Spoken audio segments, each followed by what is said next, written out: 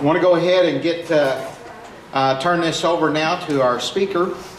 Dr. Carlos Rizowy was, his parents actually escaped the Holocaust during World War II. They moved to Uruguay, and he was born in Uruguay. He has probably more degrees, perhaps, in various things, international studies, and an attorney. He studied and has degrees from Chicago, degrees from Hebrew University. I wrote pretty extensively about it in the email. What he is a nationally renowned speaker on business, international business, and such as that. In particular, he has a focus on the Middle East. And the title of his speech is today, An Emerging New World Order. He presented this yesterday to an organization called Vistage International, the Oklahoma chapter of that. After we stop and take a 5-minute break after 1 hour from when we start here in 30 more seconds, we'll let Larry come up here and give us a little bit of information about Vistage International. So at this point in time, please welcome Dr. Carlos Rizowy. Okay? Rizowy. I'm sorry, Rizowy. Thank you, sir. Just hold it close and it'll work for you. Thank you, and thank you for inviting me. And so my job for the next hour or so, according to what you said, will be to speak, and your job is going to be to listen, and I hope that we finish at the same time. If one of us gets ahead of the other, we may be in trouble, but however, I try to do my best not to get ahead of you. Having said so, at any moment that you have a question, ask that question. Raise your hand, ask that question. Don't wait until the end or wait until the optimal time. If your question refers to something that I will be addressing later on, I'm going to ask for your patience to wait until we get to that point. But if your question refers to something that I will not be addressing later on, then I'm going to try to give you my best answer at that particular point in time. But if I do that, then a word of caution, like in the presidential debates, if you remember. If at the end my answer doesn't match your question, then it means that you're going to have plenty of time to accommodate the question to match the answer. So ask me the correct question. In any event, it seems to me that today a lot is going on in the Middle East, a lot is going on in Africa, a lot is going on in terms of establishing a new world order. After the collapse of the Soviet Union, we, the United States, remain the sole superpower in the world. And let me submit to you that while we understand and know that World War II ended in the mid-1940s, let me suggest to you that we had a 50-year gap between the military end of World War II and the social, political, economic, and religious end of World War II. If you remember, immediately after World War II, we had the Cold War, we had the Iron Curtain, we had the Berlin Wall, and so forth and so on. So World War II really ended when Poland became a member of NATO and a member of the European Union. Then we can say that for all practical purposes, World War II ended, and we had a 50-year gap between the military end and the social, political, economic, and religious end of World War II. But while we have concluded World War II, we have not as yet concluded World War I. And what you're seeing in front of your eyes now, as to what is happening in Africa, as to what is happening in the Middle East, is the beginning of the end of World War I.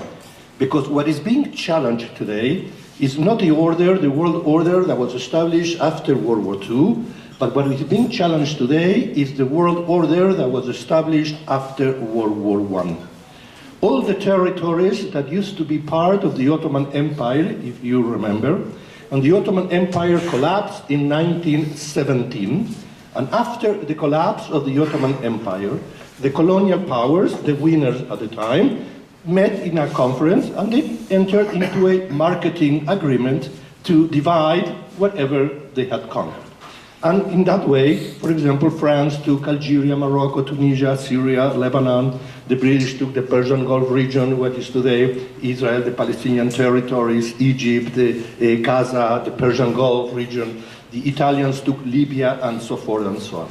And after 1917, in 1923, the winners of World War I met in Switzerland, very nice city in Switzerland, Lausanne, and they divided the world, they established the boundaries. So all the boundaries of most of the countries in Africa and all the countries in the Middle East, Israel, Egypt, Saudi Arabia, and so forth, are 50, 60 years old, established by the colonial powers of the time. And that is what is being challenged today. A group like ISIL, a group like Al-Qaeda, and all the fundamentalist religious terrorist groups that we are dealing with are attempting to get rid of those boundaries. Of course, a lot of years pass, and we are going to get into that. So keep that in mind to be able to understand as to what is happening today, that we are dealing with the beginning of the end of World War I, and in a sense, how many people are engaged in that war? People say very few of the Muslims are involved in that war, but let's assume even that it's 2%. 2% of 1 billion people is a lot of people divided over 60 countries created after the collapse of the Ottoman Empire. The second issue that I want you to keep in mind as we move on, and that will become clearer. I'm just giving you a few assumptions. The second issue is that we are dealing with real politics, namely politics with a K at the end, not with a C at the end, that refers to the power relationship between nations. But when we speak about power, when we speak about us, the United States as a superpower, when we speak about power, please understand that we do not only refer to military power. If we were to refer only about a military power, we may end up with a society like Sparta, if you remember, that was able to defend itself very, very well, but collapsed because nobody wanted to live in it. But on the other hand, if we develop a society whereby we only speak about human rights, civil rights, political rights, separation of power, balance of power, and so forth and so on, we may end up with a society like Athens. Everybody wanted to live there, but collapsed because it couldn't defend itself. So when we speak about power, we speak about a bundle of goods that include the best research, the best society, the best development, the best corporate practices, the best and so forth and so on. And different administrations over an extended period of time in our existence have reviewed those issues, taken 1, 2, or 3 of those issues considered to be the bundle of power that they thought that they needed to be strengthened during their 4 years, 8 years, and at some point in our history, the 12 years in which they were in power. So we are speaking about power, but as a bundle of goods. So when I refer to the United States as a superpower, I do not only refer to military power, but I refer to our best society, best democratic institutions, the balance of power, and so forth and so on. The next, economic power, social, and so forth. The next, so for example, when people say that China is challenging us to become a superpower, well, they may be from the economic point of view, but are still very far away, removed from the social, political, and economic point of view of really becoming one. So I want you to keep that in mind. And the third issue, and probably the most important issue, is that from the beginning of our own history, we have been engaged in a war for the minds of the people. We've been engaged in a war for the minds of the people, where the military presence at times is a necessary but not sufficient condition in order to be able to get all the way down to the grassroots level. That's where the wars are won, that's where the wars are lost. Wars are neither won nor lost from the military point of view, but they are won or lost all the way down at the grassroots level. Let me give you an example of what I mean in a war for the minds of the people. People say, for example, that we lost the war in Vietnam. I'm going to suggest to you that we lost a huge battle in Vietnam. 60,000 soldiers is a huge number. Each one of the soldiers has a name, has a family, a father, a mother, a grandmother, a granddaughter, and it's huge.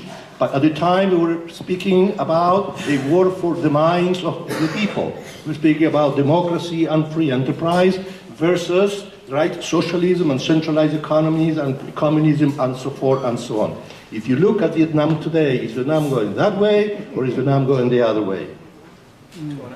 Right? So that's what I mean, the winning the war for the minds of the people, where the military presence at time is a necessary but not sufficient condition to be able to win all the way down at the grassroots level. Let's take another example. Let's take the revolution in China. Who won the revolution? Mao Zedong or Chiang Kai-shek? I grant you, Mao Zedong won much more territory, right? They had all of mainland China. Chiang Kai-shek only had a little island, but is today Chiang Kai-shek is in Taiwan trying to become like mainland China, or is mainland China trying to become, right? Take for example Cuba, remember the missile crisis, right, 1960s and so forth and so on, who won the war for the minds of the people. The same thing in terms of the Berlin Wall, if you remember. It was set so that people from the East will not come to the West, not from the West to go to the East. So we have been involved in a war for the minds of the people from the moment that we landed in the shores of our country, because that was the strategic plan that was developed by our forefathers over 200 years ago. And by following that strategic plan, is that we are able to have today the political system that we have domestically, as well as the foreign policy that we have. It just did not happen just like this, because it was a long, long process. So after the collapse of the Soviet Union, we, the United States, remained the sole superpower in the world. Let me submit to you that this condition of only having one superpower for the entire world at one particular point in time, not only that it is new for us, but it is also new in the history of humanity, when we never before had a superpower for the whole world at one particular point in time. You look to me with a puzzled face, how about the Greek Empire, how about the Roman Empire? Well, at the time of the Greek Empire, the Roman Empire, America was not even discovered. How about the Mongolian Empire? Well, only reached Asia. How about the British Empire? It didn't reach the hinterlands of Asia, and so forth and so on. So therefore, as now in the process of building Pax Americana, or the American peace, the American hegemony, will remain the sole superpower. We believe that we cannot go then to the history books and learn how does one behave in a world where one is the sole remaining superpower, because there has never been one before, so we have to learn how to behave in that world as we move along. And as we move along, what do? We speak about globalization. We speak about global markets. We speak about importing and exporting. And by doing the importing and the exporting, we are also exporting American values, because you cannot export a good without exporting the ideology that created that good. So for example, when we enter into a business or a merger and acquisition in a country with another country, we require them to have a certain accounting standards. By having those accounting standards, we are expressing the American Revolution. We require from them to have certain quality control measures. And by doing that, if you want to do business with us, now you have to get into our mind, understand, war for the minds of the people. So we speak about globalization. But while we speak about globalization, the rest of the world speaks about regionalism. The tension between globalization and regionalism is so strong that unless we are able to reverse this trend, we may remain the sole superpower of a world that does not want to be led by us. Part of the exercise of what we're going to be doing is to see what our administrations over time attempting to do in order to reverse this trend, so that we may remain the sole superpower of a world that does want to be led by us. Because if you win the minds of the people, not only that you win the minds of the people are going to be happier also, but you also win their pocket. So therefore, from the economic point of view, we are in a good position. So we believe that Pax Americana, or the American peace, the American hegemony, by the way, you have it in the back of the dollar bill.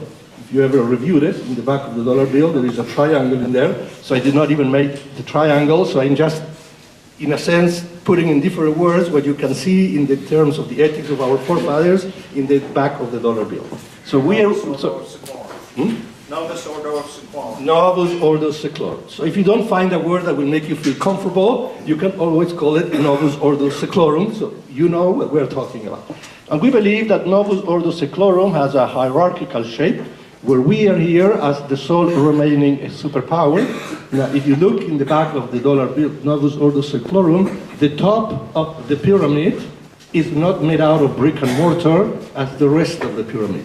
And some people believe that it is an eye, it could be a light unto the nation, it could be an example to the rest of the world of a particular political system that we have, that our forefathers brought, and indeed that's what I believe it is. So we are here as the light unto the nation, I say. So we are here as the sole remaining superpower, knowing that we cannot do it alone. So we need to develop strong regional strategic alliances that will help us police, patrol, and manage the different parts of the world. And indeed, that is what we have done. Let's take, for example, what country is our strongest ally in Europe today? Not the most reliable one, that's England, but the strongest one. Germany. Right? After carpet bombing, unconditional surrender, weapons of mass destruction you shall not produce, and under occupation you shall live. And what country is our strongest ally in Asia? Japan. After 2 atomic bombs, unconditional surrender, weapons of mass destruction you shall not produce, and under occupation you shall live. Imagine had we included in the agreement with Germany and Japan one more clause, and cars you shall not produce. How many of you may have been deprived of that toy that you so much like? Now, understand that it is a war for the minds of the people, where the military presence at times is a necessary but not sufficient condition. Right? Germany is today a democracy not because they chose to do so. Japan is today a democracy not because they chose to do so. And what country is our strongest ally in the Middle East? Not the richest one, that may be Qatar or Saudi Arabia. Right. And Israel is the most advanced bastion of Western civilization in that part of the world, therefore our allies in terms not only the kind of political system that they have, in terms of economy and so forth and so on. But following the logic, who do you think should be? Egypt. Didn't lose a war. Saudi Arabia. Didn't lose a war. Turkey. Didn't lose a war against us. Iraq. Believe it or not, right? Even though the democracy that is emerging now in Iraq is not the way that we would like it to be, because understand that democracies just don't develop overnight. After all, we went through civil war, we went through slave, women voted in the United States in the 1920s, I think 1923, then we had the civil rights movement. We are becoming more and more inclusive, so therefore we cannot expect that the new nascent democracies shall become immediately as inclusive as our democracy is today. But the fact is that for the first time in the history of Iraq, you have today Sunnis of different denominations, Shia of different denominations, Arabs, Kurds of different tribes speaking to each other. Not the way that I would like them to speak to each other, but at least speaking to each other. So now let us look at that. So Germany, Japan, and now Israel, and now Israel has an extraordinary, overwhelming military superior capability to every other country around. Why does Israel need so huge superior military capability? Against who? Everybody around. Huh? It is a very rough neighborhood. The right to defend yourself, the right to bear arms, very rough neighborhood. It is the same kind of neighborhood that from the point of view of the war for the minds of the people, we are subjected today. All right, so keep that in mind. It's the same principle. Now, what did we do? What did we do in Europe? In Europe, we created an organization, right, by the name of NATO, North Atlantic Treaty Organization, after World War II. Many countries are members of NATO, and the most important one, let's say, Germany, England, France, and Greece. Greece. Don't forget about them. Do you believe that the British and the French, the Greek and the Germans love, trust, and believe in each other today more than they did 60 years ago? Maybe a little bit more, yes. But nonetheless, there is a lot of tension in there. So what did we do? We created an alliance. We put former enemies together in a subcontinent that used to be at war with each other constantly. Created an alliance where neither one of them can act independently of each other, and neither one of them can act independently of us. In Asia, what did we do? We created an organization, the Southeast Treaty Organization. Many countries are members of that organization. Let's assume South Korea and Japan. You believe that the Koreans and the Japanese love, trust, and believe in each other today more than they did 60 years ago? Maybe a little bit more. Nonetheless, what did we do? We put former enemies together in a subcontinent that used to be at war with each other constantly. Created a structure where neither one of them can act independently of each other, and neither one of them can act independently of us. In the Middle East, we are in the process of creating MITO, the Middle East Treaty Organization, that originally will have Turkey, Egypt, Israel, and Iraq. But before we speak about that, what is common between all the countries members of NATO and all the countries members of CETO. And before that, we are living in a world where in the history of humanity, we have not had 10 years in which there was peace. But the history of humanity is too long a period of time for me. I am dealing with the issue of 60, 65, Social Security, not Social Security. So to deal with me with the issue of humanity is too long a period of time. Let us think in terms of decades. Each one of us here lived a different number of decades. Tell me within the decades in which you have lived, one decade in which there was peace. 50s. In the 50s? No wars in Africa. 1948, 1950, war, independence of Israel. Grenada, no. The what? The 80s? Canadian. I don't think that there is one that would. Korea. Korea. Korea. It's quite amazing. It's quite a. No. So what did we do in those alliances? Now, what is common between all the countries members of NATO and all the countries members of CETO? Besides the fact that they are all American allies, besides the fact that we are the main supplier of security, where our armed forces are about 6 to 7 times stronger than the second one within the same alliance, what is common besides that? Former enemies. What? Former enemies. Yeah, former enemies. Besides that, what else is common? Peace and liberty. But how do you achieve peace and liberty? They are all democracies. They are all democracies. Now, in a world where you could not come up with 10 years in which there was peace, if I can show you that there are about 60 countries, pragmatically, they are all American allies, that we are the main exporters of security, right? And that there are all democracies, so if you want peace, export democracy. That's in the back of the dollar bill too, and Nuit Septi, that which you're doing is good, which is written on top of the triangle. So let's assume now that you are a member of the Arab Spring, the African Spring, one of those rebellions happening now in the Middle East or in Africa. And you are hired, objectively, by some of the people in there and said, now we got rid of our old dictators, we got rid of the old political system that we have now the opportunity of starting again, of beginning. So go out and do research and bring me out in the objective terms what kind of a political and economic system should we adopt now in Algeria, Morocco, Tunisia, Syria, Lebanon, in all those countries that we should adopt today that will allow to get my iPad, my iTouch, my iMac, my iCloud, my iPhoto in the fastest possible way in peace and stability without war. What are you going to recommend? All the countries that in the past have adopted collective ideologies failed. The ones that adopted socialism or communism, collective ideology, they failed. But communism not only failed in Russia, but also failed in Romania, in Albania, in Egypt, in Syria, and so forth. Countries that have adopted the collective ideology of nationalism also failed, because we have war between Arabs and so forth and so on. The ones that adopted religion as a collective ideology also failed, because we have wars between Sunnis and Sunnis, Sunnis and Shias, Shias and Sunnis, Shias among Shias, Sunnis among Sunnis, and you name it, the entire paradigm that you can possibly have.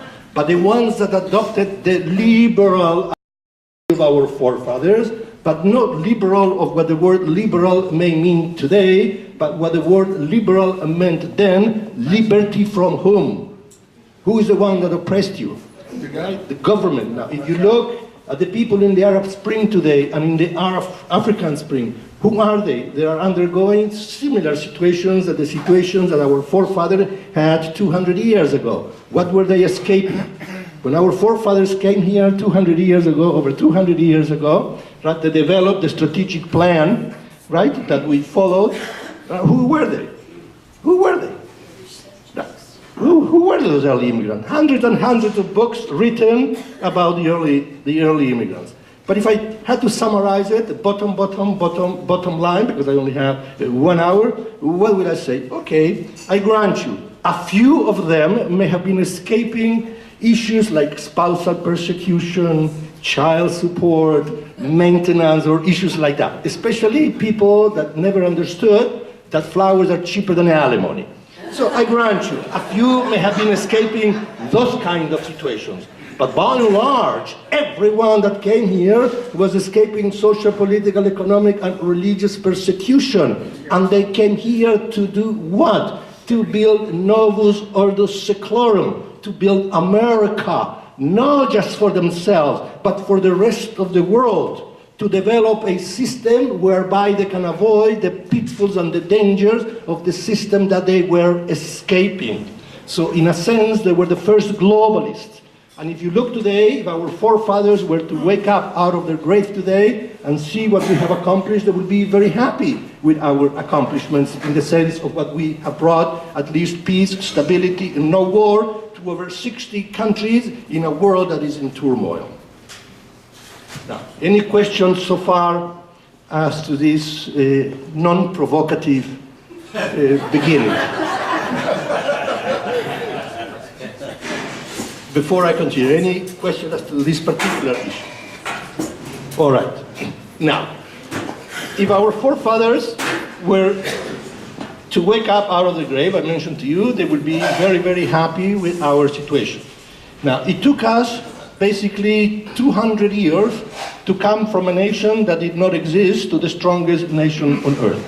I grant you, Microsoft, Apple, Google did it much faster than 200 years, and there is a reason why I put them together, because they could have only come up from that kind of political system. Imagine for an instant how poor we would have been as a nation had we lost the communication technology revolution. But let's imagine something else. Let us imagine for a second that the internet would have been developed in China or in Korea, North Korea. You would have had a good internet, but I can guarantee you that you would not have had worldwide access. Second, you would not have had all these hundreds of new technologies now, of new companies that are emerging to protect your privacy while you are in the internet. Because for a person in China, for a person in North Korea, it is assumed that the government will spy on you and that they will have the binoculars looking at what you're doing. It is assumed. But in here, we have hundreds of new startups that are trying to disconnect you from the internet. So those are what I mean by a war for the minds of the people. It is not referring about the amount of money that you can make, because you can make money under any kind of regime. You can make money under monarchy, theocracy, aristocracy, and so forth and so on. But it is about the quality of life that you want to be able to have. The kind of decisions that you are keeping for yourself and the kind of decisions that you are allowing others to make for you. And why is it called Novus Ordo Seclorum, the New American Age? Because our forefathers knew that that which they were creating will have an influence in the years to come. What were that which they were creating? Delegated powers, revolutionary. You have that power not because your blood is monarchical, because delegated power is a superior being out there that delegates the power that you cannot touch. Balance of power, right? And all those issues at the time were absolutely revolutionary that led to research, development, economic prosperity, and so forth and so on. If you look at the world map today, where are the wars happening? The wars are happening in all the countries that are not part of the process of globalization and that are not democracies. And where is the peace happening? In all the countries that have democracy and free enterprise. So in this war for the minds of the people, and we are now fighting the war for the minds of the people of World War I, as I mentioned to you in the beginning, I believe that we are winning the war for the minds of the people. We are winning the war for the minds of the people. And the reason why I say that we are winning the war for the minds of the people is because many more of them want to be like us than us want to be like them.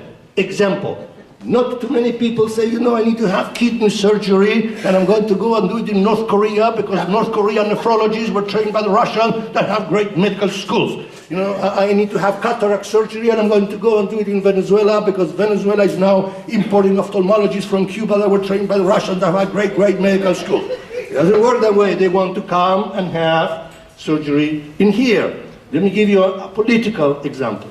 Not too many Americans, except me and one of my other friends in the same situation that I am. I only have 5 friends, but I'm always with them. My daughter has 500 friends, and they're alone in the living room. Combined between both of them, they have 1,000 friends, but they're alone. Right? With the Facebook and so forth and so on. I have 5, I'm always with them. And not too many Americans, except me and one of my friends in the same condition that I am. I lost my wife when she was very, very young, at age 47, of ovarian cancer. And I had 3 kids. And my boy was an older boy, but my 2 younger girls were 4 and 5 years old, 16 months apart, Irish twins. I decided at that time that my call in life is to be a full-time father, which indeed I became. I just became now an empty nester, so I told them, you know, you were my project until now I am my project. But when those 4 or 5-year-old young little girls became teenagers, and nothing that I ever studied in college, no course I ever took in college, and I spent many, many years in college, as you said, and no course that I ever took in life prepared me how to raise 2 teenage daughters that are 16 months apart, one from the other. I came to my room, she took my shirt, she took, all right, you know what I mean. So not too many Americans, except me and my other friend in the same condition that I am, would have said, you know, I would love to have a regime like the Taliban. You know, I would love to have had a regime like the Taliban when my daughters were growing up, because I would love to have been able to say to them, you know, that skirt is too short, those heels are too big, that cleavage is too, you can only go on a date that I prearranged with you, only in a public place with 2 witnesses. At the time, of course, I would love to have had a regime like the Taliban. But not too many Americans, except me and my friend, only during that very limited period of time, we have said, I would like to have a regime like the Taliban. But what do we see instead? Instead, we see that tribal societies, like in Afghanistan, in Pakistan, in Syria, in Iraq, and so forth and so on, are attempting to become democracies. Of course, as I mentioned to you before, we cannot expect that all those nascent democracies to be as inclusive as our democracy is today. But the trend is for them to become like us, not for us to become like them. So we are winning the war for the minds of the people. So the question is, what our forefathers developed then, 200 years ago, they developed it in order for the years to come. We are now living those years to come of Novus Ordo Seclorum. The question is, do we have the willpower to continue to create the years to come for the generation of our children, our grandchildren? And that's the big question that we are posing now. Now, I believe that we are here on a point of another major economic explosion for the good. Why do I say that? Because we just opened a market of about 600 million people that was close to Western influence for close to 600 years. But above all, because of all the new technologies that we have. There is no country in the world, right, that has the number of technologies that we have today that need to be developed into consumer goods. Let me give you an example. Remember the dehydrated food industry? Yes. It came to me very, very practical when I was raising my 2 daughters. They came from school and said, Daddy, I'm hungry. You see that pantry there? Open the pantry, you see Lipton soup, boiled water, inside. But I like it with Korean taste, Indian taste, okay, ramen taste, whatever taste you want. All that technology was developed when we sent our astronauts into space because they needed to eat. Now imagine all what developed out of that. We have even dry food for dogs. Okay. Now, today astronauts, when they go out in space, they don't take water with them because water is too heavy and it can be very easily contaminated. So what do they drink? Same thing you do, except that you do not see the recycling plant or the filtration plant. Now imagine all those technologies applied to plan urban development, to develop housing in areas where there is no infrastructure, and so forth and so on. As we are speaking, we have a car driving in Mars, right, without a driver, right, and doing experiments, digging in Mars, taking soil from Mars, making all kind of laboratory experiments, and sending us the information. And we are competing with the Taliban? We just landed in a comet. All the technologies that are required, and we are competing with the Taliban? Not only with the Taliban, with a system like the Taliban that doesn't allow for research and development, but a system that is stuck in the 8th century. So it's the culture, the one that produces the amount of things that we are producing. So that's what I'm saying. There is no other country that is in a better position than us in order to be able to develop those technologies into consumer good, plus the other technologies that are being developed now. So oil, everyone has. Fracking, I do, you don't. Because my entire idea is to try to make you obsolete. If I make you obsolete, I win. So we need to be able to compete with things to be, not with things that were. And in a sense, many, or you here maybe, but all throughout America, we are competing with the technologies to be, not with the technologies that were. Now, going on that thing, in the back of the dollar bill, everything is in Latin. Why in Latin? Novus ordus seclorum e pluribus unum annuit septit. So we couldn't. But there is one thing that is in English. In God we trust, right? In God we trust. Now, when we are here in terms of the war for the minds of the people, why is it in Latin? Not because we believe in Greek gods, we don't believe in Greek gods, but also because we are the descendants of that tradition, right? Remember Athens, Sparta, right? Human rights, civil rights, political rights, war, democracy. We're the descendants of that tradition. When you go to Europe today, let's say to Greece and to Italy, and you go to see all those ruins, right? What do you go to see there? You go there to see things that were. The Pantheon, right? The Colosseum, and you go there to see things that were. But just to give you a little indication, like a little footnote, but if you want to see Greek and Roman architecture flourishing, where do you go besides Las Vegas? Washington, D.C. But not only Washington, D.C. The 50 capitals of the 50 states that we have.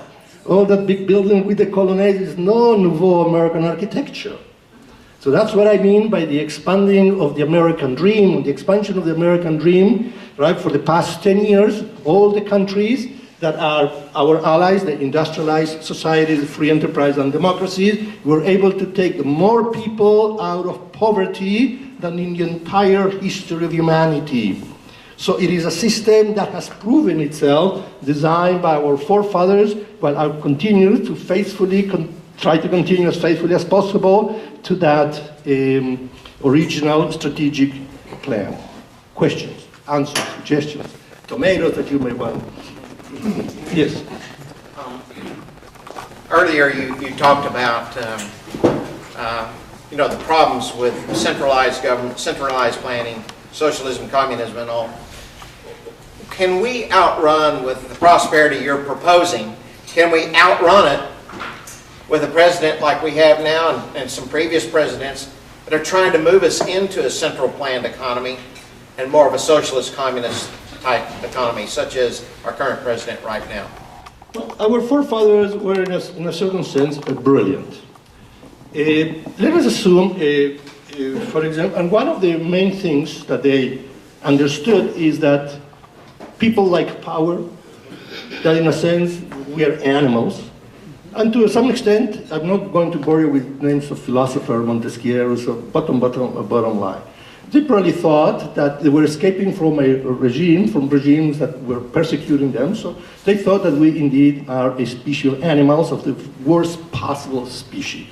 There has never been a species of animals that has killed as many of its own kind as the human beings have done unto other human beings. 15 million people, World War II, tip of the iceberg. World War I, even more. As we are speaking, 2 million killed in Darfur, 200,000 killed in Syria, and so forth and so on. There has never been a species of animals that has killed as many of other kinds of animals as human beings have done unto other animals. That's why we have protected animals, not because the lions killed the lions or right, and so forth. There has never been a species of animals that has developed a mass industry for the killing of other human beings, like the Holocaust and other genocide, as human beings. So if I am that kind of an animal, and what I need is to tame that animal, we created a political system whereby we will have the tools to be able to tame that animal. So we created a government of institutions, not of people, right? So now you, sir, you are an institution, you're not a person. Okay. So now, in relation to you, I delegate some powers, because I can kill you, you can kill me. So we delegate you some powers, but the only reason why we delegate you powers is for you to use that power in order to protect my freedom of speech. You have only powers to defend me, okay? Not to tell me what I should do. That's what you were referring to. All right. So if that's the case, you and I, developing the strategic plan, our forefathers did not forget that the head of that institution could become another animal like you and me. And people say, you Americans are naive. I mean, Mussolini, Franco, Hitler, right? Just in our own generation. So it is not impossible that the institutions may turn against you or against your own strategic plan. So therefore, we developed all kinds of mechanisms in order to be able to protect ourselves against that eventuality. And what did they do? How do they limit the possibility of an institution or an individual becoming an animal, either because of this or because of the economy and so forth and so on? Term limitations, right? Balance of power, checks and balances. And also, what else? What happens when you live in a rough neighborhood? The what? Yeah, the right to bear arms. And I don't mean just arms for collectors. I'm not discussing the micro issue, whether we should have a check or not a check. I'm talking in terms of what the original idea was. I'm not talking about just a gun, an F-35 Striker, right? Just in order to be able to deal with the... What was our entire foreign policy discussion in relation to Syria? To support whom? The opposition. In relation in terms of Libya, to support whom? The opposition.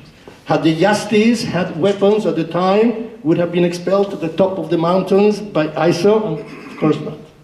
So we have term limitations, we have ideological exchanges, and we also have a great ability in our system to be able to balance ourselves. Now, in terms of what the president is doing, trying to nationalize the medical system and other kind of situation, the issue is not about what the president is trying or is not trying to do, because the president in 2 years is gone, 4 years or 8 years, no more 12 years. But it is about us. It is about people that put those people in power. So if we want to have a change in that, the power is in us, not on the institution, and many of those things can be reversed. Hopefully they will be reversed and so forth. But the power is on us. If you forget for a minute that you have delegated power, that you have the power to elect those that will protect your rights and your privileges, then we are lost. I don't know if that answers to you without entering into the details of this policy or that policy. Now, of course, there are a lot of those policies need to be addressed. For example, immigration, just to touch a hot button. Now, once upon a time, the issue was that capital did not move freely. So that was resolved, right? Today, capital frees slowly from one country to the other, frees slowly. But human capital does not follow the route that physical capital follows. So of course that we need to be able to adjust our immigration policies in such a way that it will satisfy our economic needs today. And that does not mean that the government has to be involved in that. Different countries, for example, are trying different types of immigration. Canada is trying some of those, Australia is trying some of those, where a city will publish through the Chamber of Commerce or what have you, a list of people and skills that they need. Now, if you're a person from any country, now if you apply, you're okay, you're not a criminal, and you go, you have one of those skills, you go directly to that city to try to find a job. If you go to that city without having the skill that the city requires, then you don't get a job that you must leave within a week. So government is totally out in that sense of favoring, and other countries have attempted different ways of being able to adjust the flow of human capital in order to follow where capital goes. Because if capital flows in here and we develop big industries and we need labor, what are we going to do? I do not want to rely on the government to provide me that kind of labor. So once upon a time, if you remember, during the Industrial Revolution, private enterprise resolved it. They created Hersheytown. They created all those towns. So you come and I'm going to give you the education that you need to be able to have in order to be able to work in my factory, because the universities and those schools are not providing you with that type of education, and so forth and so on. So that's the issue, that our system allows for that constant balancing. When we feel secure, right? Human rights, civil rights, political rights take precedence over security. When we feel insecure, security takes precedence over human rights, civil rights. So as long as we're able to maintain that, socialism on one side, deregulation on the other side, like Reagan and so forth and so on. So I think that we are following faithfully to be able to maintain that ability. So the issue is not what the president is doing now, because you can change it on a little bit, but the question is, where are we going to be in 2 years from now? And how are we going to balance ourselves? Other questions? Yes? On the subject matter of globalization, have you studied the guy by the name of John Perkins called Economic Hitmen? Whereas the big corporate giants of the world, IBM, AT&T, Exxon, Dow, the big boys of the world, it is all really and truly about monopoly capitalism under their New World Order, which is the absence of free enterprise capitalism, which is what liberty and freedom is all about. So do you feel like this Novus Ordo Seclorum, or the New World Order, or the New Order of the Secular, however you want to decode that, do you think this plays in the hands of the monopoly capitalists who are part of the Bilderbergers, the CFR, trilateral, globalist institutions that manipulate money, states and nations and people?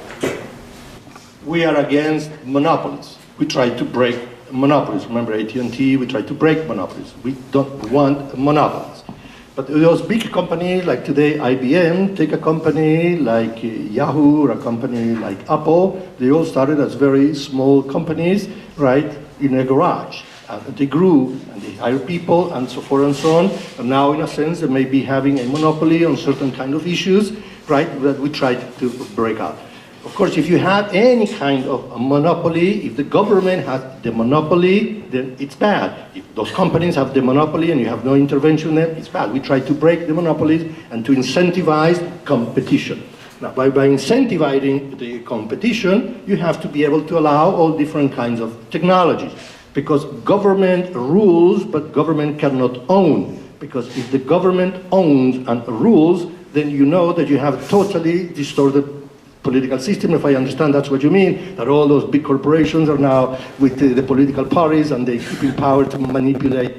We try to break that. And if there are countries in the world that can break those monopolies, it's us and nobody else. Who can break Apple? Who can break AT&T? Or IBM, or any one of those companies? But who broke them? New industries.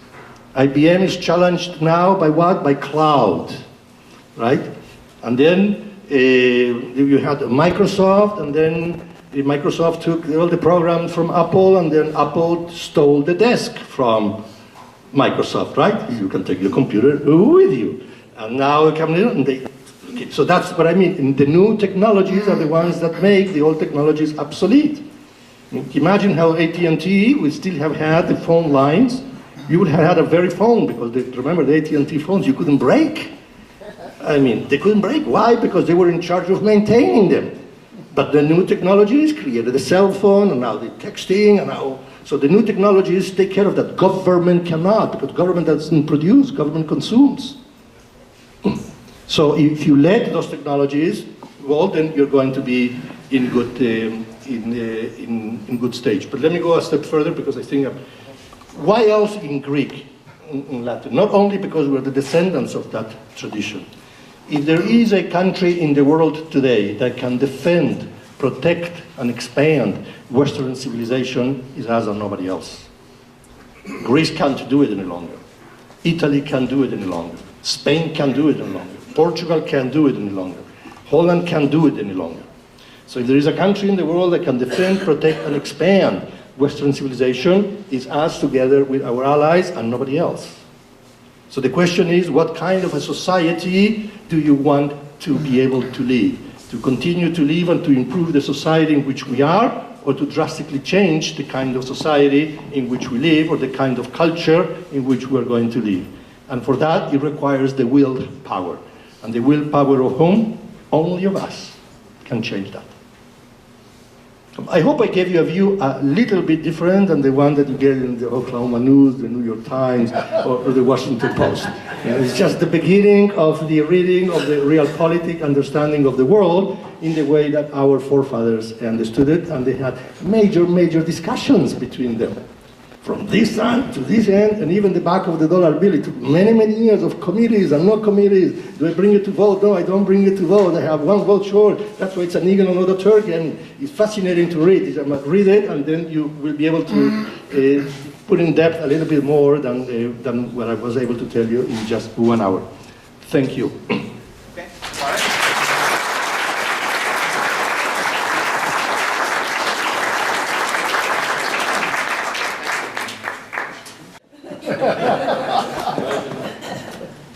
Now, if my answer doesn't match your question, it means that you asked the wrong question. Yeah, okay. Well, we'll see how it works out here. So, you've talked about the courage, the will, and you've left that as a question mark as to whether or not we have that to continue to be a leader in the New World Order. Now, what I'm going to talk on just a little bit is a bit of economics and this different philosophy between the Austrian School of Economics and the Keynesian School of Economics. And under the Keynesian School, which is what we operate under for the most part, we've now amassed more than $18 trillion in debt. And the hole that we've dug on that is enormous. And there would be some that would suggest that you can go forever on that. Others would say you can only abuse that debt for so long before you have to pay the piper. What is the chance of our surviving an economic collapse here in our efforts that will actually bring this nation down? I mean, it's a pretty loaded question. Was it the right question? It is the right question. I'm a graduate of the University of Chicago, so I'm biased in terms of the answer that I may be providing. But I mentioned to you, remember, globalization and regionalism, and that the tension between globalization and regionalism is inherently strong, and we have to try to reverse that so that we may be able to lead a world that God wants to be led by us. The rest of the world is afraid of our national debt, not only us, in terms of what a collapse could do here, but in terms the rest of the world is afraid. And why is the rest of the world afraid of us? Because we are the only country in the world that can pay its national debt with interest tomorrow. We are the only country in the world that can pay its national debt with interest tomorrow. And the reason why I say that, because we're the only country in the world that owns the machine that prints the currency in which our national debt is owed. Uruguay cannot pay its national debt in pesos, right? Argentina cannot pay it in pesos. Russia cannot pay it in the Russian currency. Even China cannot pay it in its own currency. So since we are the only country in which our national debt is owned in dollars, and we own the equipment to be able to, we can do that. So the rest of the world is afraid of that. So as long as we as a nation understand that the dollar is not only an instrument of buying and selling, but is an investment instrument, right? Because I don't mind devaluation, right? Because the only one that suffers from devaluation is me when I travel abroad, and I have to pay more, but it favors our export and so forth and so on. But what I fear is inflation. Inflation is putting that printing press very, very rapidly so that we can pay tomorrow our national debt that will cause an economic collapse. Of course, we ought to be extremely careful in terms of the debt that we leave for the next generation, but not only in the next generation, I mean global-wise, in terms of our allies and the rest of the world. Remember during the time of the financial crisis that you mentioned, Larry, when every single instrument of investment was unsafe and was unsecure, right? Every single one, and some people bought, even during that period of time, on the worst of the financial crisis, people were investing in buying treasuries, 97 cents on the dollar, right? It's like buying gold, where you need to spend money in a safe deposit box in order to keep that gold. Because among all the unsafe instruments, the dollar was the safest among the unsafe instruments. So in terms of the debt, as long as we're able to manage it, now, will the present administration able to manage that debt? Are all these programs that we are getting involved now in development of this, the healthcare, the education, and the so forth and so on, will that create a better or a worse society? Will that create a better society now, but a worse society then? But of course, that we need to be able to bring that debt into a manageable, which is difficult to do.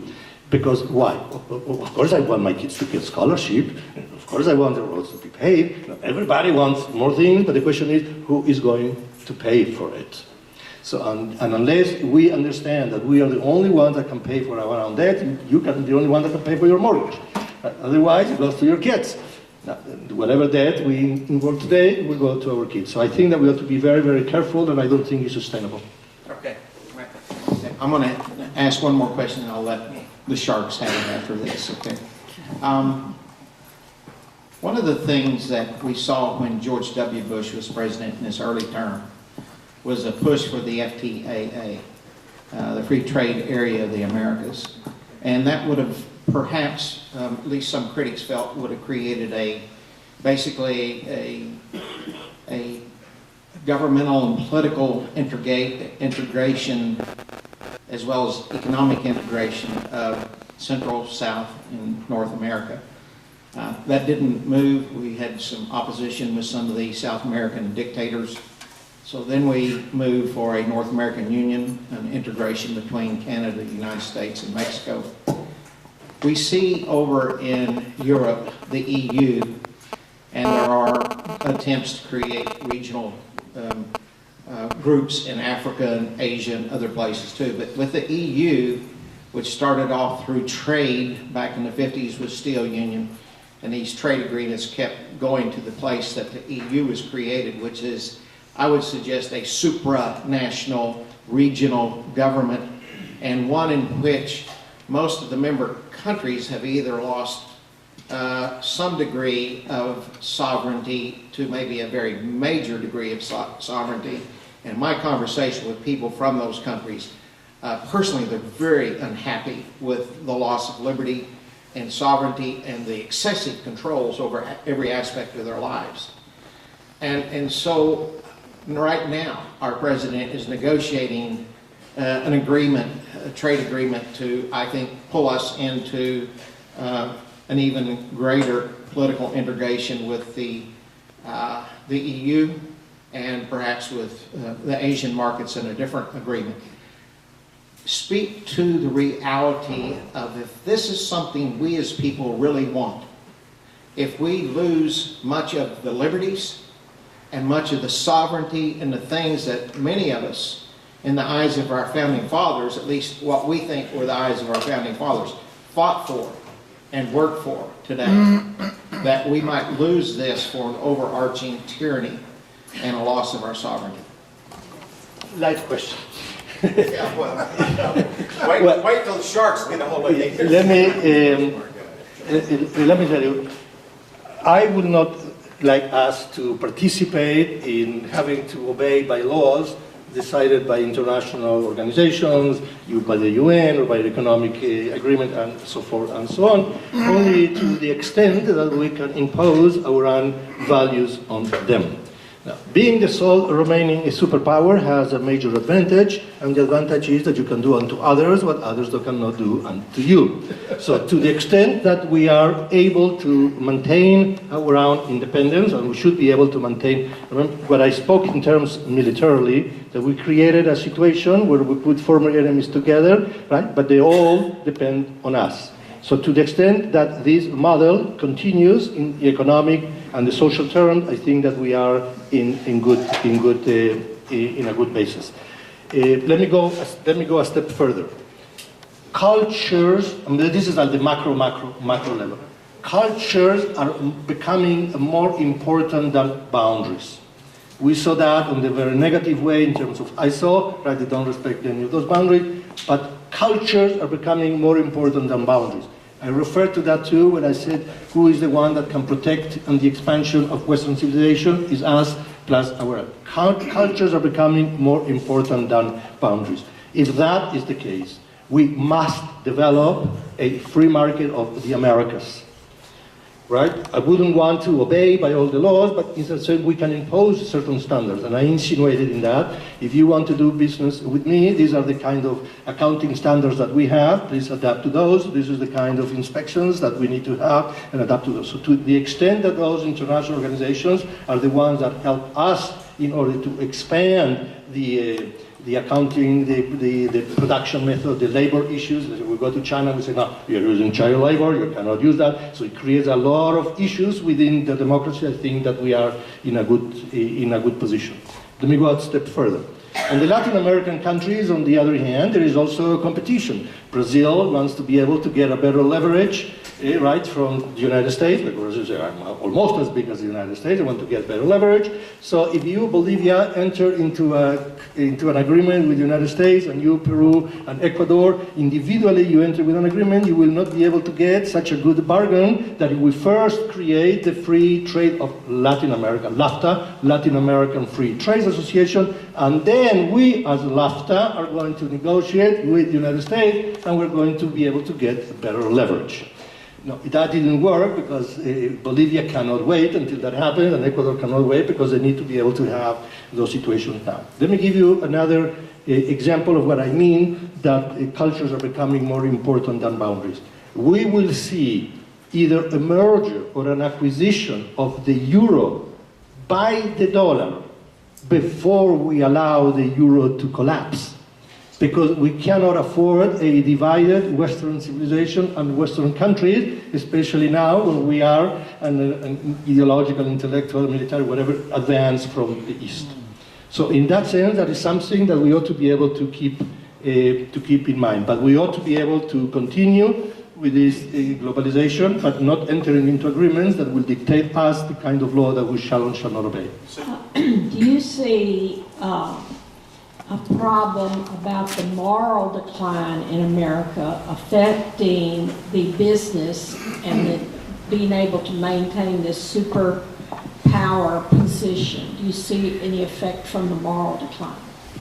Well, absolutely. I think that we, as a secularizing society, have so far failed to develop a good system for the transmission of norms and values to the next generation. We left that transmission of norms and values to the next generation to all the schools that our parents may have sent us, or all the schools that you may have sent your kids, or that your kids may be going on now, to study everything else except how to read and write, and except how to add and subtract.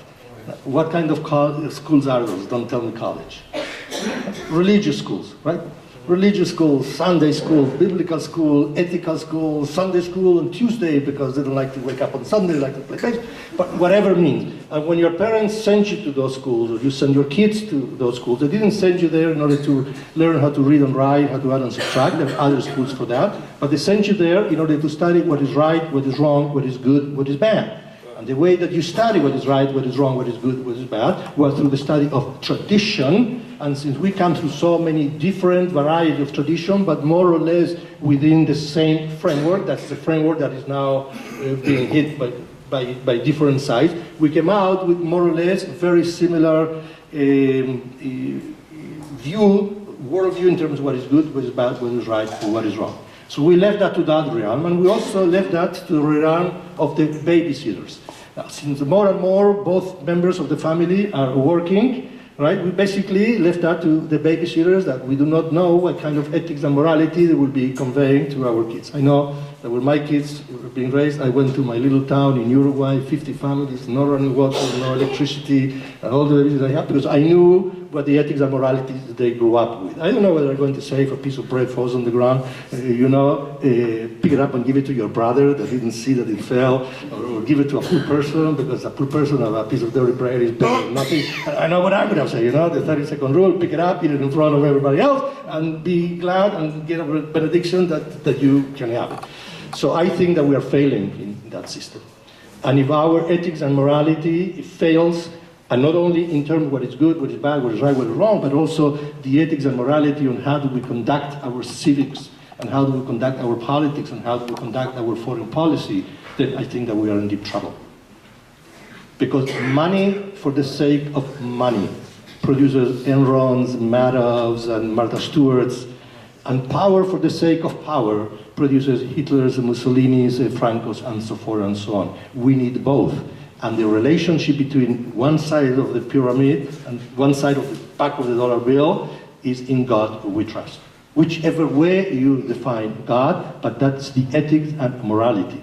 Our Savior is a separation of church and state, right? But it doesn't mean that I don't want you to bring your ethics and morality into politics. I don't want to have an established religion and so forth and so on. And to the extent that we're getting not only politicians, but we're getting CEOs and we're getting people that do not have the basics of ethics and morality, I think that will really shake in the foundation of, so we ought to be able to develop that.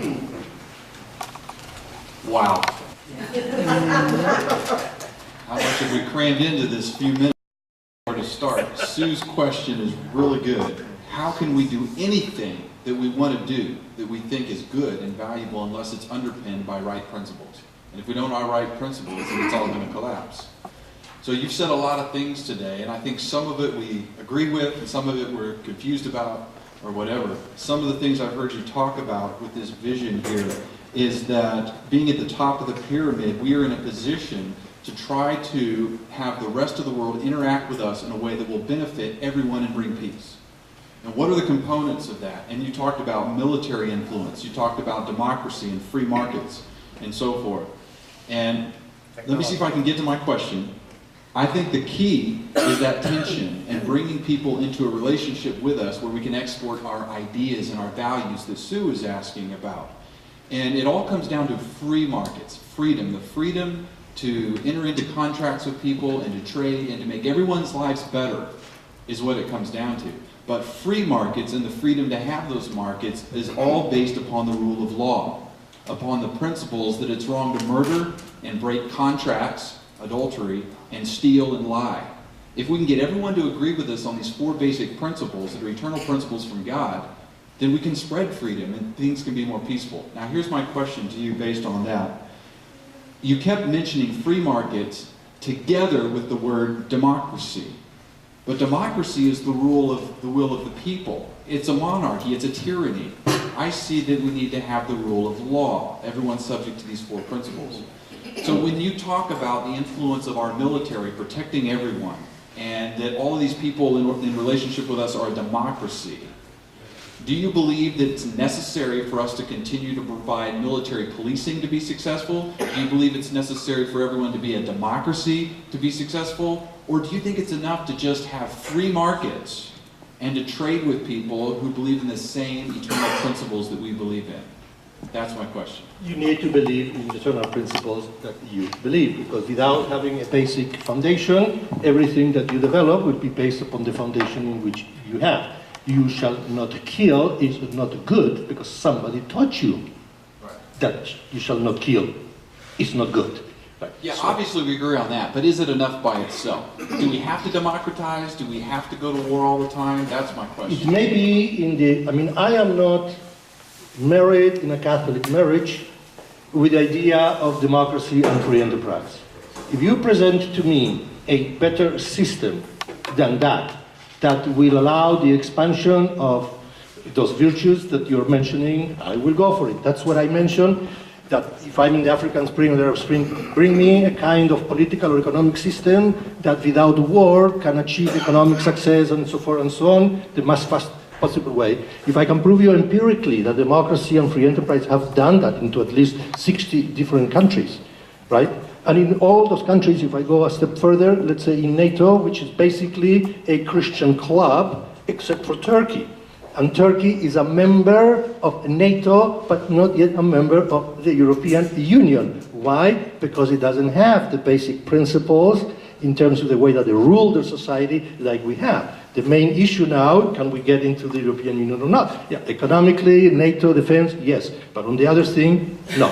Poland did not have any problem at all in getting into the European Union and NATO, because what's valued in the European Union is not just the military aspect, but all the different aspects. And societies that differ from those basic ethical principles, we are trying to keep out. But to the extent that we secularize, and to the extent that we pay less attention to those principles, then not only that we weakened, but we will also allow our allies to do all kinds of things that otherwise they would not have been able to do. So I do not know if that brings it into Just one quick comment, and then I'll let these guys go. I was buying into what you were saying about creating the tension where they have to play by the rules that we set. I think that's very true. And so you have a company over here that makes overalls, and we want to sell them in some other country to another business over there. It seems like these two business entities can get together and decide for themselves without any government interference. And I kind of was led to believe by what you were saying that military interference, that all these wars that we've gone through the last 100 years were a necessary part of bringing about this new Jerusalem kind of vision here. And I'm wondering if it could have happened without the war, through the economic pressures of free trade. no, it cannot happen without. Okay, so the you war. do think it has to be military as well? And I will tell you why. Okay, that's what I wanted to And I will on. tell you Thanks.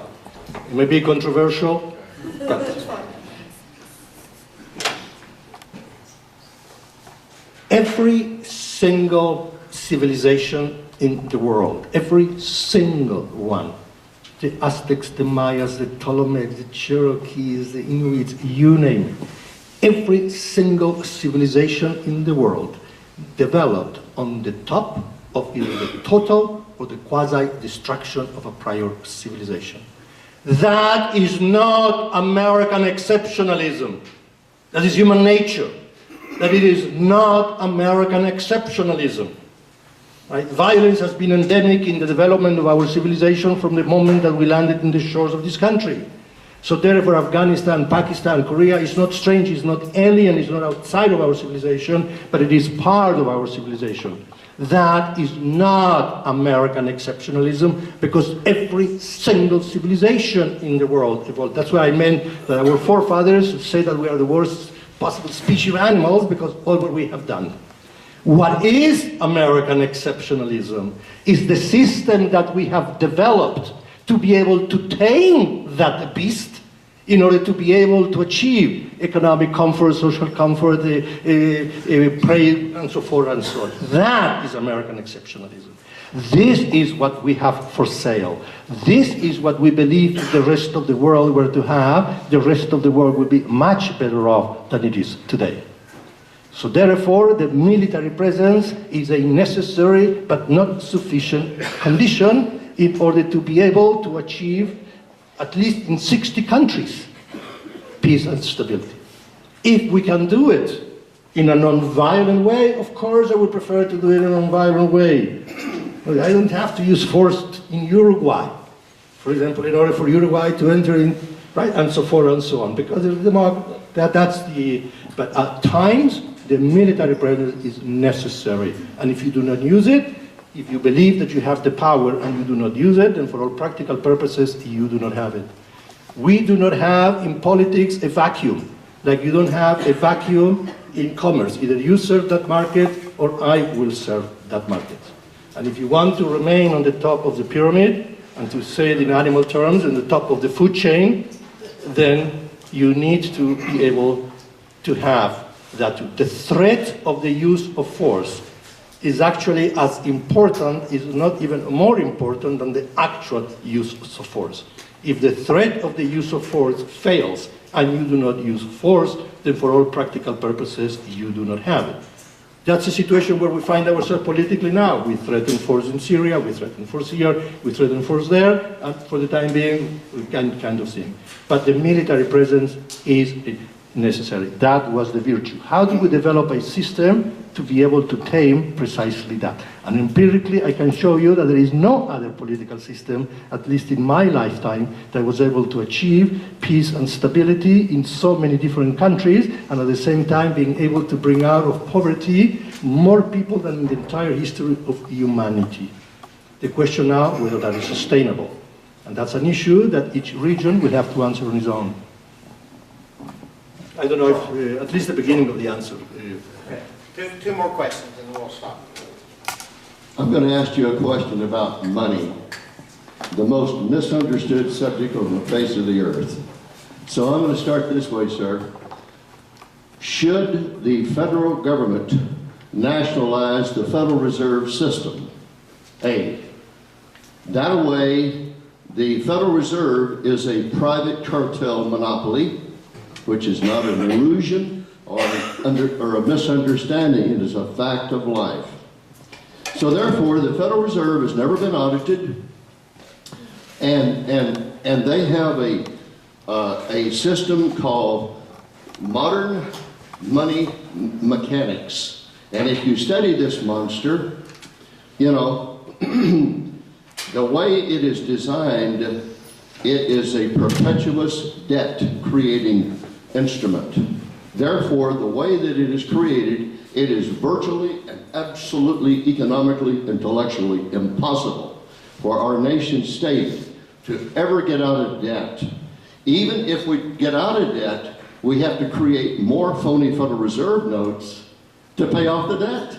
So it's a perpetuous grind-down effect to make us slaves of a private cartel called the Federal Reserve System. Break it. So should we nationalize the Federal Reserve and make it part of the government, as the government is the one that sets standards and print money? That way we wouldn't have to pay interest to an international cartel that controls the money of the United States and even of the world. I would say no, the government should not nationalize it, because if you decide how much you're going to spend and you also have the instrument to be able to spend it, you're in bad shape. Break it up. Create a competitive one. But don't nationalize it at all. That's the beauty that we have in our political system. Remember the shutdown of the government? That cannot happen in Europe nor in any other country. It cannot. Why cannot? Because in Europe, if the Congress, if the Parliament does not agree with the Prime Minister, then the government falls. In here, Congress decides how much you can spend, right? But you don't have the right to decide how much you will spend. I tell my kids how much you can spend. I don't have an empty credit card. It's unique. And the government will shut down because you decide how much I can spend. And then I spend it, and then I prioritize within. So that is an internal mechanics that is unique only to America. People say, oh, you guys are crazy, you're shutting down the government, and so forth. Imagine had I given my daughter a credit card with no limit. Or having the credit card don't have name. So that's the thing. So I'd rather have 3 credit cards, only with a limited thing, break it up. Like you did AT&T, we don't did any other cartel or monopoly that affects in the way that we do business. Should they be audited, and they never have been since their inception? Should the Federal Reserve be audited, sir? Absolutely. But keep one thing in mind, that every company should be audited, everything. But when you audit, the regulator is always behind the regulatee. Because the regulator, like the government, the one that passes the rules and regulations, can only pass the rules and regulations as to what it is. The entrepreneur, right, what it will be. Right? What it will be and how to overcome those barriers that they believe are limiting the kind of business that they can do. Right? So airwaves, it's too limited, so I need to do this. You apply that in all fields. So knowing that it has to be audited, but the regulatee, they are going to find different ways of being able to continue with a business in a different way, but in a way that will provide profits, like hedge funds or other kinds of instruments that they have created in order to go around. So now we break it, or the securitization of mortgages and things like that. So break those monopolies, but not nationalize it. Government rules, but does not own. Your mention of a possible merger of the euro and the US dollar triggers a question in my mind. In traveling to various countries, I find that many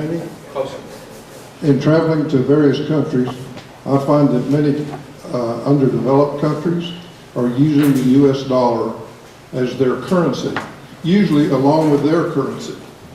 My question is, what do you see as the consequence as a result of this? Is it to the US citizens' advantage or disadvantage?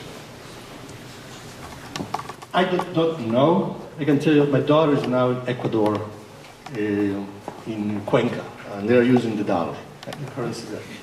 Argentina dollarized the peso and it collapsed.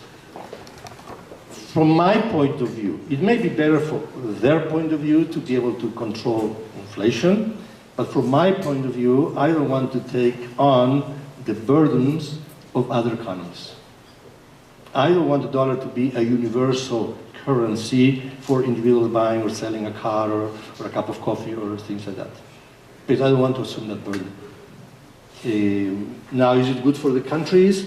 I mean, I saw Argentina collapse when they dollarized, but I'm seeing Argentina now collapse even without the dollarization. So it's a question of cultures. And now we're in a situation where we cannot afford the breakup of the culture, so we may be attuned to allow and be more lenient on things that we should not have been. I'm going to cheat. I'm going to ask one last question, if I could. Yeah. And it goes back a little bit to what Jerome was talking about, the monopoly of the Federal Reserve.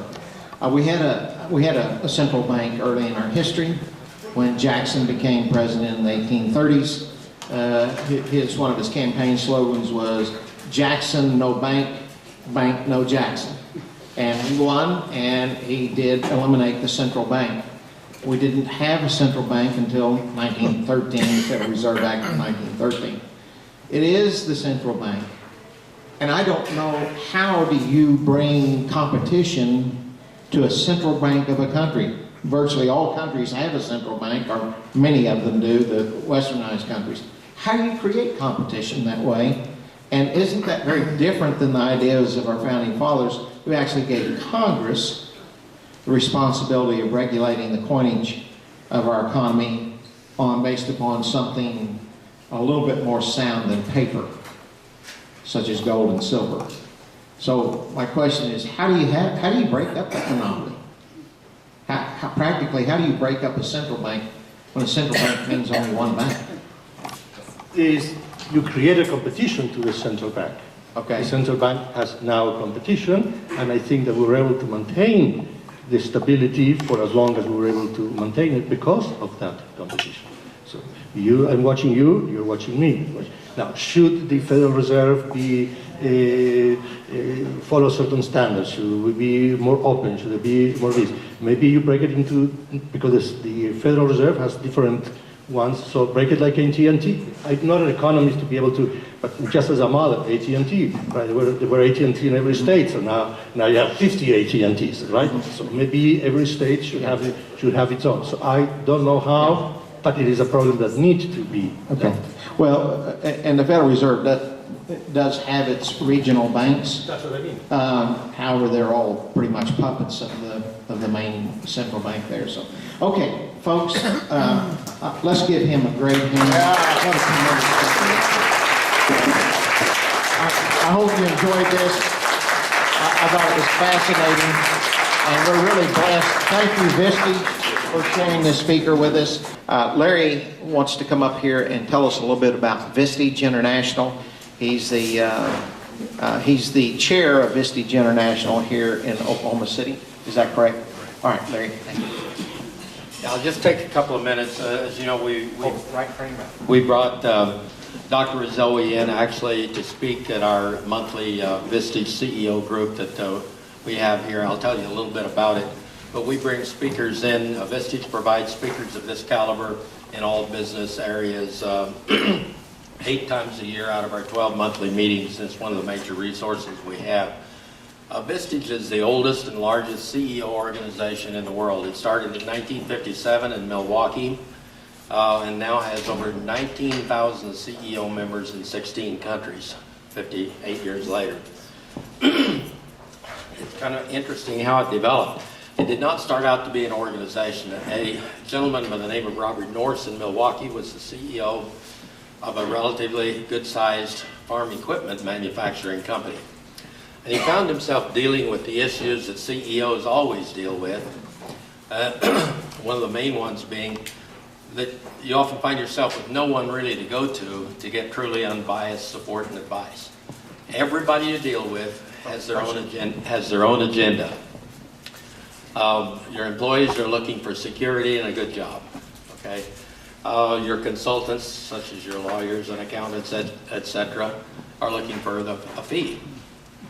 Okay, even your board, they may be there to serve you. I mean, they're all there for a positive reason, but they also have their own agenda in one form or another. Even your family often affects your business in that way. So he found himself dealing with this, and sometimes he ran into issues that he really needed to get independent, unbiased advice. And he came up with the idea that if he created a small board of his peers, other CEOs that were not competitors, but that could get together once a month, share their experiences, and help each other deal with their problems. Not only their problems, but their opportunities as they went forward, with no axe to grind except helping each other succeed. So he was able to do that, and of course, like most things that work well, the word starts getting around, and other people, other CEOs started coming and saying, well, can we join your group? Or, and eventually, if you have too many in a board like that, it's unwieldy and not getting enough time on each other's issues. So, next thing that came after that was enough people were asking that they wanted him to help them do the same thing, and that's how it morphed into an organization, and it's now grown into what it is. And as you might imagine, after 58 years of honing their methods and techniques and so forth, it's very well perfected, and that's why it's been so successful. And they've also developed a huge amount of resources for their members. The peer advisory boards that we create, such as I've recently done, launched the first new board in Oklahoma in 6 years.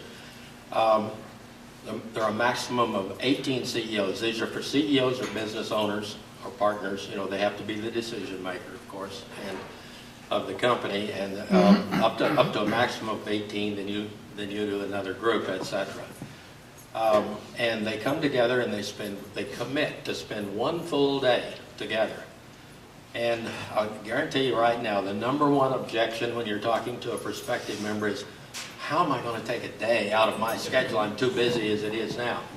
If they answer that way, frankly, that shows they have a problem that they need, because what they're doing is spending all day, every day, maybe almost 24/7, working in their business, mostly reacting to the circumstances they face every day and not really taking a step back regularly and working on their business. And that's what Vistage does through these boards.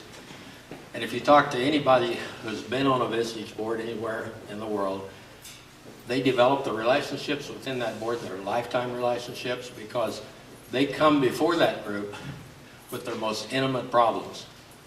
And they strictly abide by the Vegas rule. Whatever stays in happens in that room stays in that room because they have to be willing to be, they coined a term that Vistage uses called carefrontational. They have to be prepared to confront each other when they feel that it's demanded in order to achieve the results that people are looking for, but in a caring way. So that's what we do.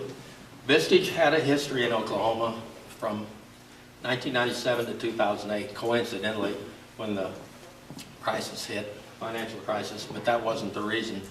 The chair, the gentleman who was chair during that period of time, retired. And they weren't able to find somebody suitable, and during the difficult times, then it made it even more difficult until recently. That's why we just have our first new group in 6 years.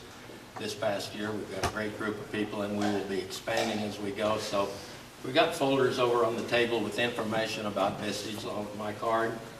And if any of you are interested or know someone you think might be interested in becoming part of a Vistage board, please help yourself to the folder, and I'd be happy to talk to you at any later time. Thank you. All right. Thank you very much.